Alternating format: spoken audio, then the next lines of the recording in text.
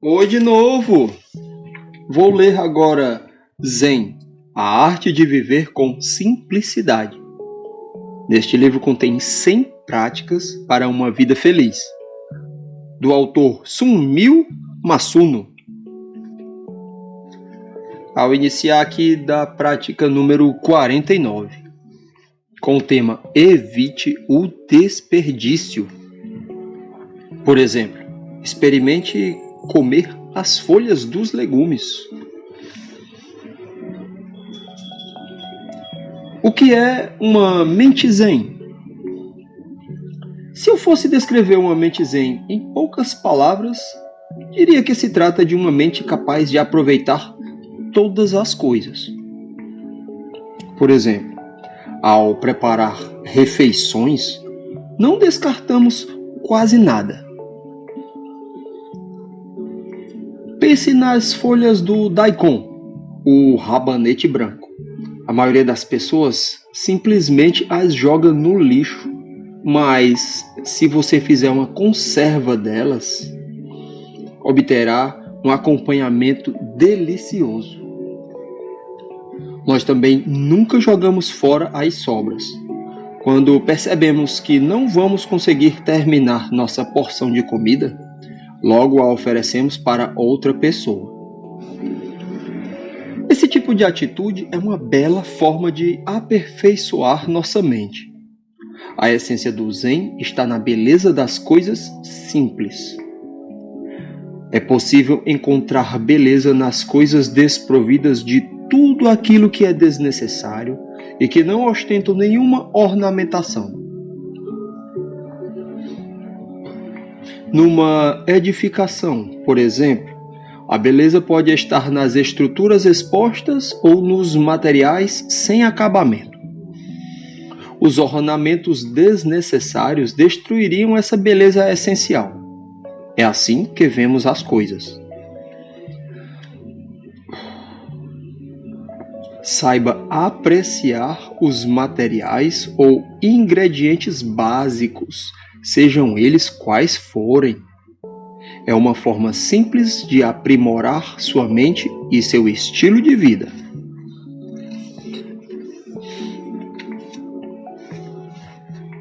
Prática número 50. Não se prenda a uma única perspectiva. Existem outras formas além do jeito certo. O conceito de mitachi. Em japonês, existe o conceito de mitachi. Ver determinado objeto não a partir da função originalmente pretendida, mas como algo diferente. Conseguir ver uma coisa como se fosse outra e passar a usá-la de outra maneira. A ideia de mitachi tem origem na estética da cerimônia do chá, em que os praticantes pegam objetos do cotidiano e os elevam a outro patamar. Por exemplo, usando como vaso de flores uma cabeça que costumava servir para armazenar água. Os utensílios se desgastam com o uso. Sua praticidade se torna obsoleta. Mas isso não significa o fim de sua vida útil. É possível encontrar uma nova função para o objeto e lhe dar nova vida.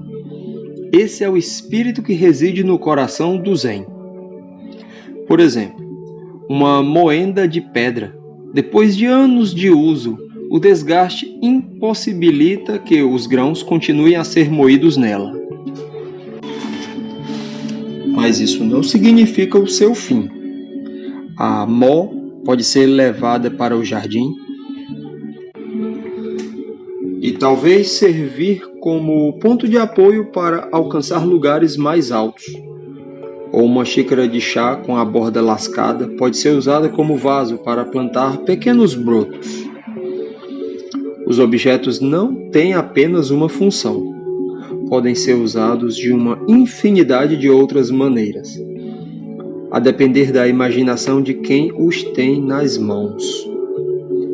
como você pode usar um objeto. Esse é um conceito estético de Mitat. A abundância não está no acúmulo de objetos, mas em saber usá-los da melhor forma. Tente ver as coisas de maneiras diferentes para não se prender apenas ao jeito certo.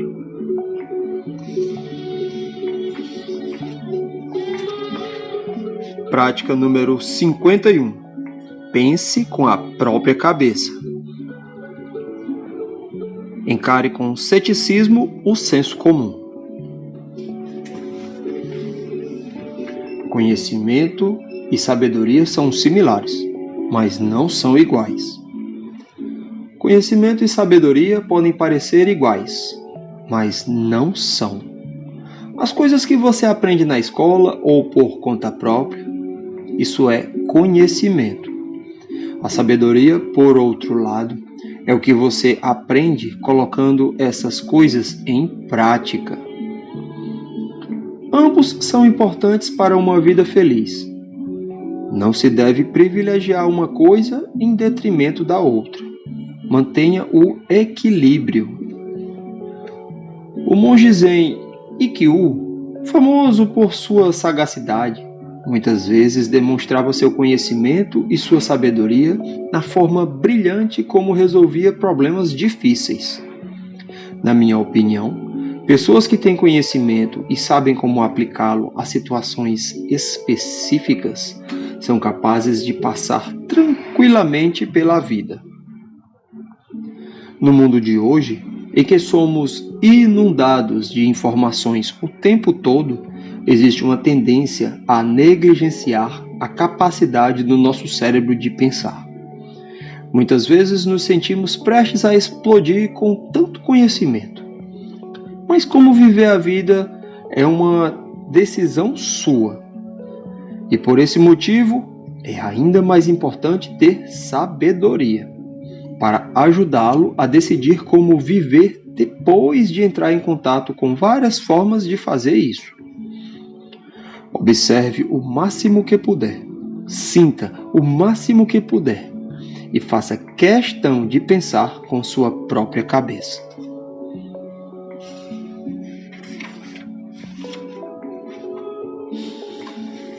Prática número 52.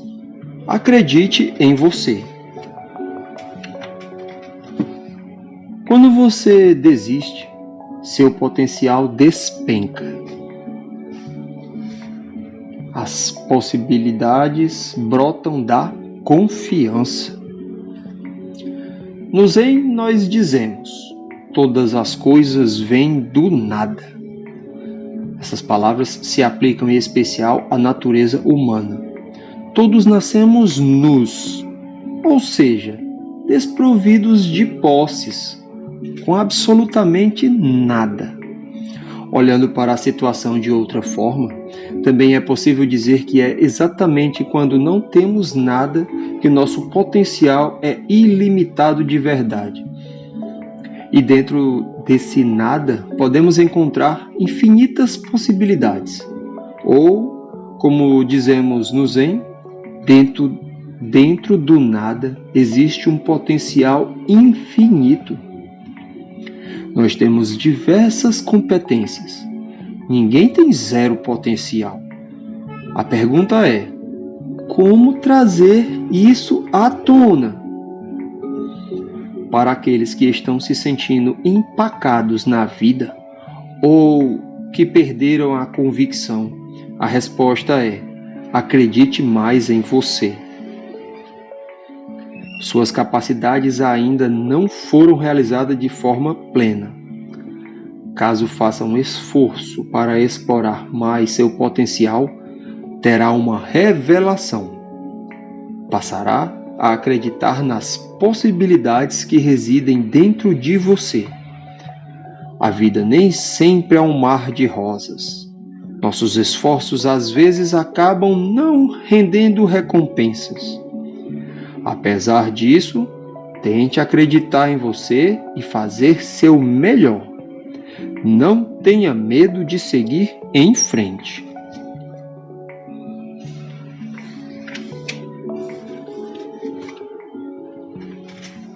Prática número 53. Em vez de se preocupar, tome uma atitude. Uma forma muito mais fácil de encarar um desafio. Para aqueles que plantam a semente da própria ansiedade. Eu dou aulas numa universidade e os alunos muitas vezes vêm até mim em busca de conselhos sobre como arrumar um emprego. Escuto coisas como: mesmo se eu me candidatar a um cargo numa empresa que gosto muito, posso nem receber uma resposta. Ou, quando vejo as estatísticas de contratação da empresa, percebo que eles não recrutam muita gente da nossa universidade. Vários desses estudantes parecem prestes a desistir. Eu digo, não se apegue tanto aos números. Vá até lá e veja com os seus próprios olhos. Se você permitir que a preocupação monopolize sua mente, deixará que ideias como eu não sou capaz de fazer isso ou isso nunca vai dar certo dominem seus pensamentos. Mas, se mergulhar de cabeça, pode se surpreender com a facilidade com que consegue realizar alguma coisa ou encontrar uma solução. É como saltar de paraquedas ou andar de montanha-russa. A parte mais assustadora não é o ato em si, mas o momento que o antecede.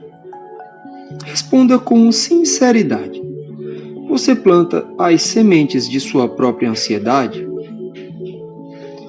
É uma perda de tempo se perder num labirinto criado e construído por você.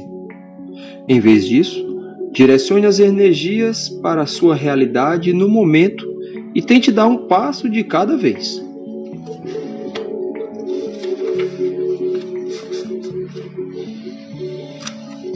Prática número 54.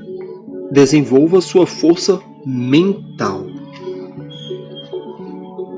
Qual é a serventia do trabalho pesado? Uma mente flexível é uma mente forte. Quando alguém nos critica, no mesmo instante nos sentimos magoados.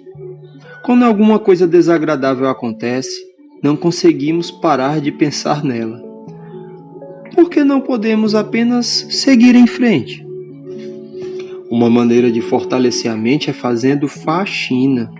Quando limpamos, usamos nosso corpo e nossa mente. Embora aquilo que aprendemos com o esforço mental seja importante, o que nosso corpo aprende com o trabalho braçal tem um efeito mais potente sobre nossa força mental. A prática do Zen Budismo envolve o aprendizado através do trabalho braçal. Os monges Zen acordam cedo para fazer faxina. Quando está frio, varrer e passar pano molhado em tudo é difícil para qualquer um. Mas, quando terminamos, assim que olhamos ao redor e vemos um ambiente limpo e arrumado, nos sentimos renovados. É impossível experimentar essa sensação a menos que se tenha feito a faxina com suas próprias mãos. Trabalho pesado e perseverança. Tem gente que faz careta só de ouvir essas palavras. Você pode estar se perguntando: qual é a serventia disso tudo? É trazer benefícios a você. Quando fazemos um trabalho pesado que envolve a cabeça, o coração e o corpo, é impossível que isso não nos fortaleça. Nós nos tornamos mais bem equipados para reagir às coisas da vida com mais força mental.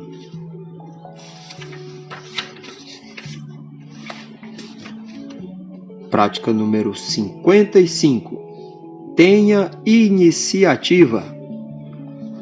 Seja uma pessoa pé no chão. Algumas coisas só podem ser apreciadas de verdade quando são feitas por você.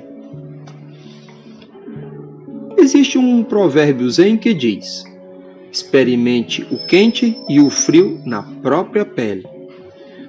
Isso quer dizer que, por mais que você tente explicar a frieza ou o calor, na água, por exemplo, é impossível saber de verdade sem tocá-la. A questão aqui é a importância da experiência em primeira mão. No Japão, há uma famosa apresentadora de TV chamada Miyoko Omomo. Ela fez uma visita à sua cidade natal, Niigata, depois da transformação da passagem local causada pelo terremoto de Shuetsu, em 2004, e ficou se perguntando como poderia ajudar.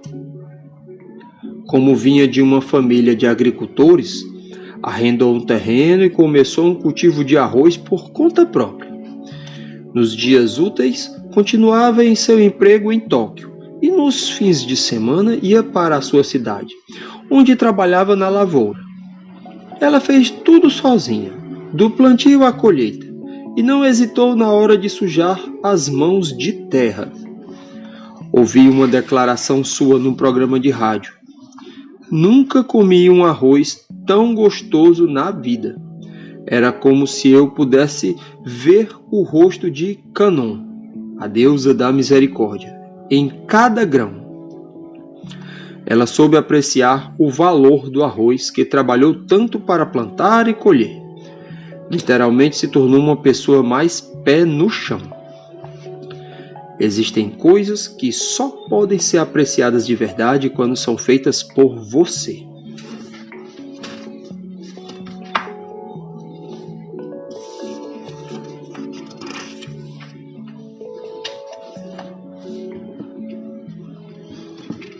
Prática número 56. Espere pela oportunidade certa. Quando as coisas não saem como você quer. A mentalidade japonesa. Historicamente, os japoneses são um povo de agricultores. Nós aramos a terra e vivemos das graças que a natureza nos concede. A cultura de um povo agrícola é, de certa forma, voltada para a floresta. Ao contrário do que acontece nos desertos, existe abundância de alimento nos bosques. As árvores produzem flores, frutos e nozes. Sem saber quando os frutos iriam cair, nossos ancestrais se reuniam debaixo das árvores e esperavam. Assim desenvolveram uma cultura de coleta. Depois de comer o fruto caído, eles plantavam as sementes no solo. Os brotos apareciam e mais tarde haveria alimento suficiente para que ninguém pensasse em pegar os frutos do outro. É possível afirmar que, em virtude dessa herança, os japoneses são naturalmente calmos e desenvolveram uma mentalidade de esperar a oportunidade certa e de ajudarem uns aos outros. Observe o seu entorno com atenção. Abra os ouvidos para a voz da natureza e se acostume ao seu ritmo. Isso pode levar à contemplação profunda e tornar mais claro o que você deve fazer a seguir. Quando as coisas não estão indo bem no trabalho e nas relações interpessoais, empenhar-se com todas as forças em buscar de uma solução é uma possibilidade. Mas existem ocasiões em que esperar pelo momento certo pode ser melhor.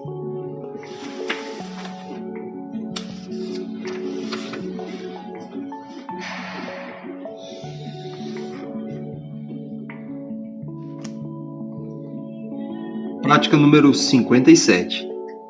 Aprecie sua conexão com os objetos. Reconheça o luxo de não ter tantas coisas. Ter apreço pelas coisas é ter apreço por você. Apesar de já ter um computador, quando um modelo mais recente é lançado, de repente você passa a querê-lo.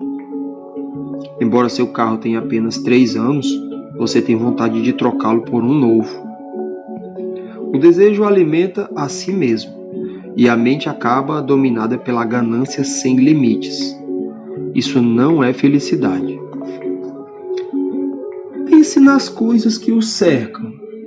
Desenvolva um apreço por elas. Existe alguma coisa específica que gerou sua conexão com elas, que o fez querer comprá-las. Cuide bem delas.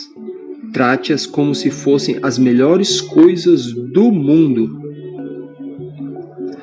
Você pode decidir ter um carro e trabalhar muito para conseguir o dinheiro para comprá-lo. Não há nada de errado com isso. O importante é tratá-lo com amor quando for seu. Pense em suas coisas como partes de você. É raro achar alguém que não cuide nem um pouco de si.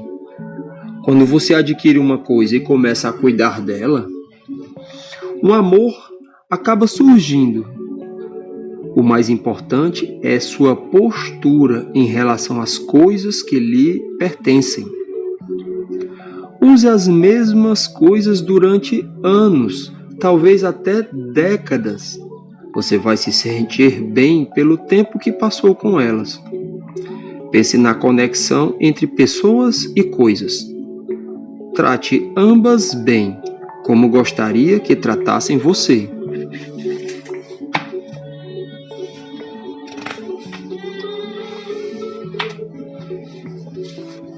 Prática número 58.